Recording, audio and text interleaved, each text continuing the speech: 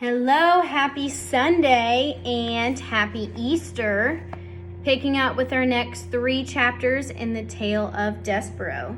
Chapter 28, To the Castle. Years passed. Mig spent them scrubbing the kettle and tending the sheep and cleaning the hut and collecting innumerable, uncountable, extremely painful clouts to the ear.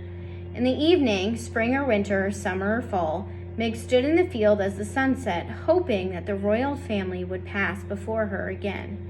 Gore, I would like to see that little princess another time, wouldn't I? And her little pony too, with his tippy-toed feet. This hope, this wish that she would see the princess again was lodged deep in Mig's heart. Lodged firmly right next to it was the hope that she, Miggery Sow, could someday become a princess herself. The first of Mig's wishes was granted, in a roundabout way, when King Philip outlawed soup. The king's men were sent out to deliver the grim news and to collect from the people of the kingdom of Dor their kettles, their spoons, and their bowls.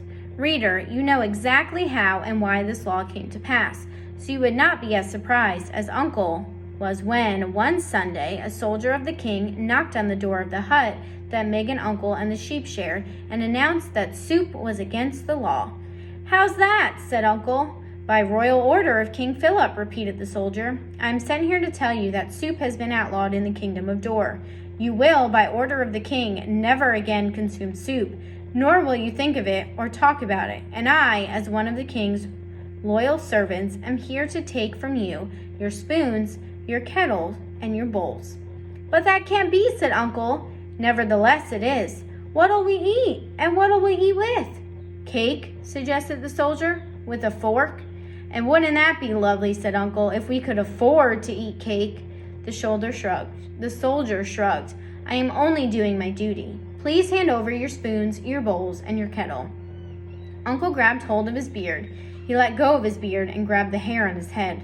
"Unbelievable," he shouted. "I suppose next the king will be wanting my sheep and my girl, seeing as those are the only possessions I have left." "Do you own a girl?" said the soldier. "I do," said Uncle, "a worthless one, but still she is mine." "Ah," said the soldier, "that I am afraid is against the law too. No human may own another in the kingdom of Dor. But I paid for her fair and square with a good lang hen and a handful of cigarettes and a blood-red tablecloth." "No matter," said the soldier, "it is against the law to own another. Now you will hand over to me, if you please, your spoons, your bowls, your kettle, and your girl. Or if you choose not to hand over these things, then you will come with me to be imprisoned in the castle dungeon. Which will it be?" And that is how Miggery Sow came to be sitting in a wagon full of soup-related items next to a soldier of the king. "Do you have parents?" said the soldier. "I will return you to them." "Eh? A ma?" shouted the soldier. "Dead," said Mig. "Your pa?" shouted the soldier. "I ain't seen him since he sold me." "Right, I'll take you to the castle then." "Gore," said Mig, looking around the wagon in confusion. "You want me to paddle?" "To the castle?" shouted the soldier. "I'll take you to the castle." "The castle? Where the itty-bitty princess lives?" "That's right." "Gore," said Mig, "I aim to be a princess too someday." "That's a fine dream," said the soldier. He clucked to the horse and tapped the reins, and they took off. "I'm happy to be going," said Mig, putting a hand up and gently touching one of her cauliflower ears. "Might just as well be happy, seeing as it doesn't make a difference to anyone but you if you are or not," said the soldier. "We will take you to the castle, and they will set you up fine. You no longer will be a slave, you will be a paid servant." "Eh?" said Mig. "You will be a servant," shouted the soldier, "not a slave." "Gore," said Mig, satisfied. "A servant I will be, not a slave." She was 12 years old.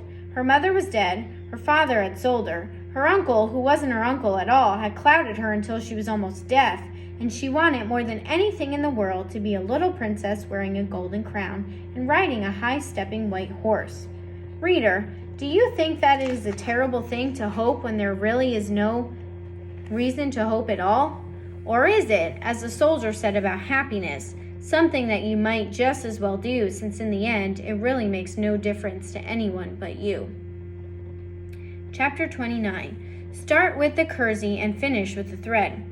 Miggery Sow's luck continued. On her first day on the job as a castle servant, she was sent to deliver a spool of red thread to the princess. Mind, said the head of the serving staff, adore a woman named Louise. She is royalty, so you must make sure you curtsy. How's that? Shouted Mig.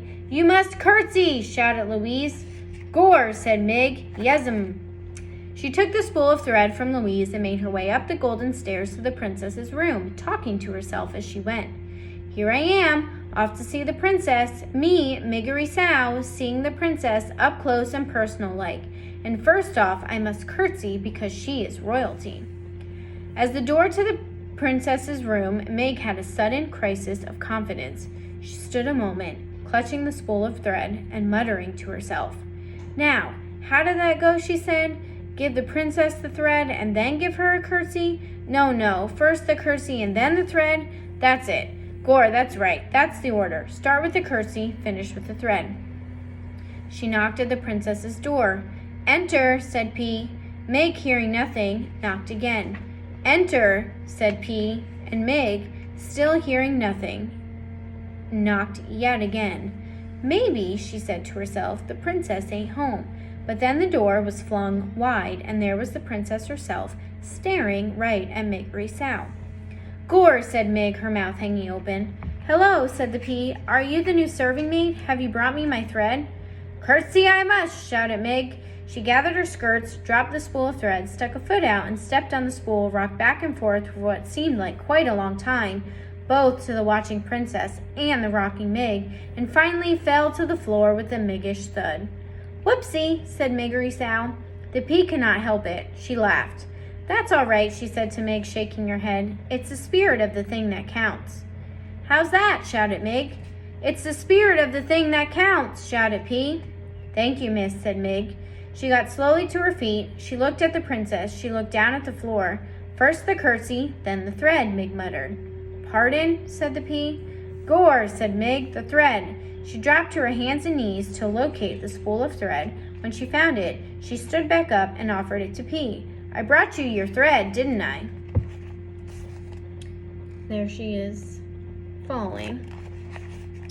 Lovely, said the princess as she took the thread from Meg. Thank you so much. I cannot seem to hold on to a spool of red thread. Every one I have disappears somehow.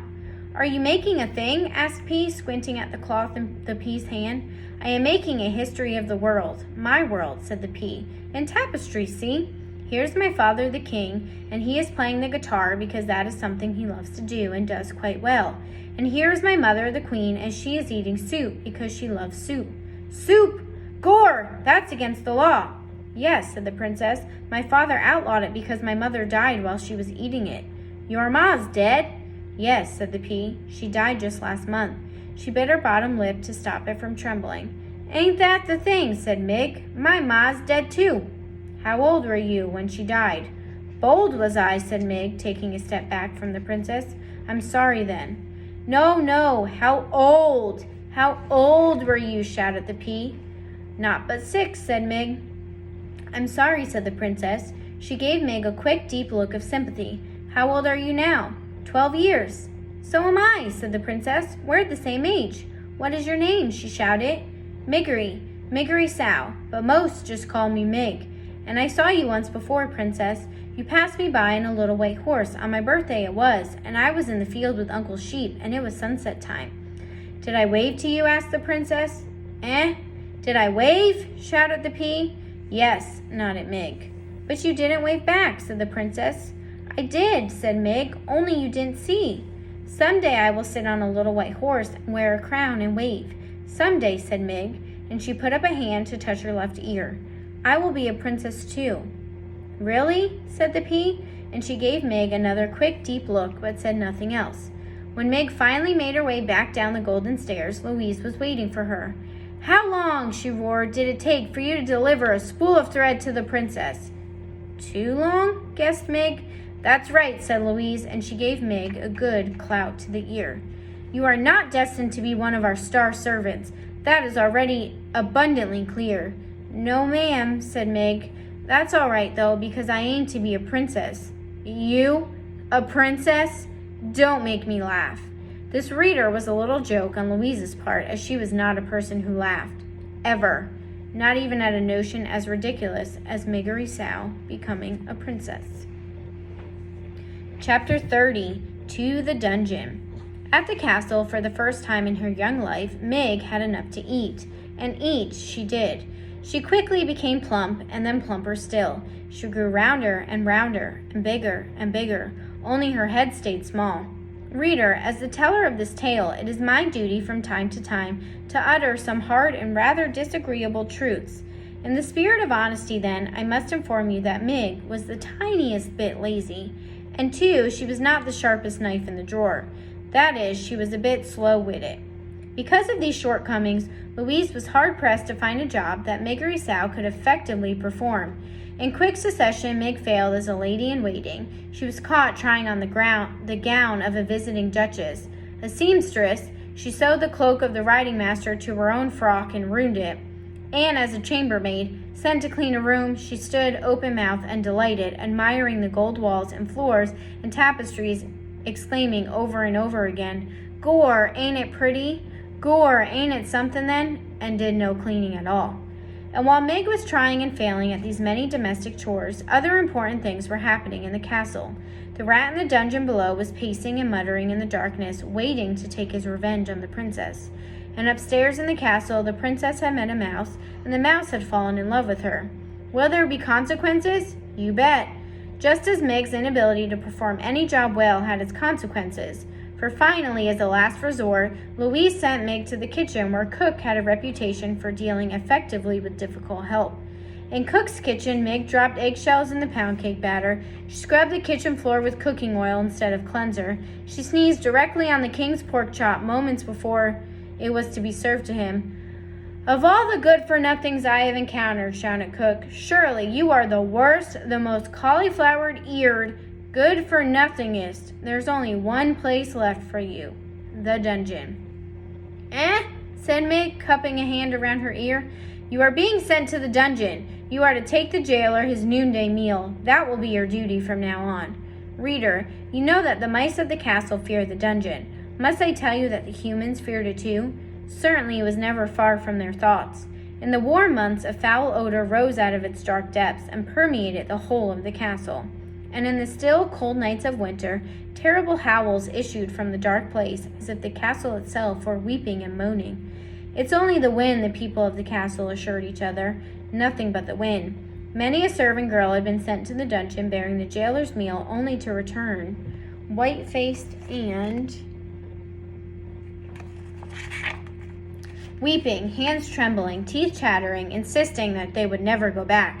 And worse, there was whispered stories of those servant girls who had been given the job of feeding the jailer, who had gone down the stairs and into the dungeon, and who had never been seen or heard from again.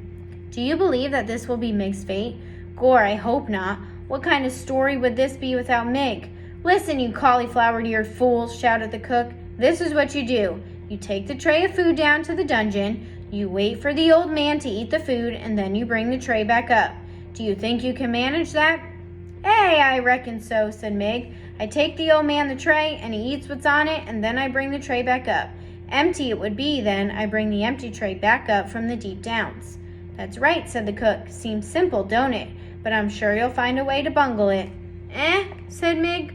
"Nothing," said Cook. "Good luck to you. You'll be needing it." She watched as Meg descended the dungeon stairs. They were the very same stairs, reader, that the mouse, Despereaux, had been pushed down the day before. Unlike the mouse, however, Meg had a light on the tray with the food. There was a single flickering candle to show her the way. She turned on the stairs and looked back at Cook and smiled. "That cauliflower-eared good-for-nothing fool," said Cook, shaking her head. "What's to become of someone who goes into the dungeon smiling, I ask you?" Reader, for the answer to Cook's question, you must read on. That was the end of chapter 30. We will pick up tomorrow with chapter 31.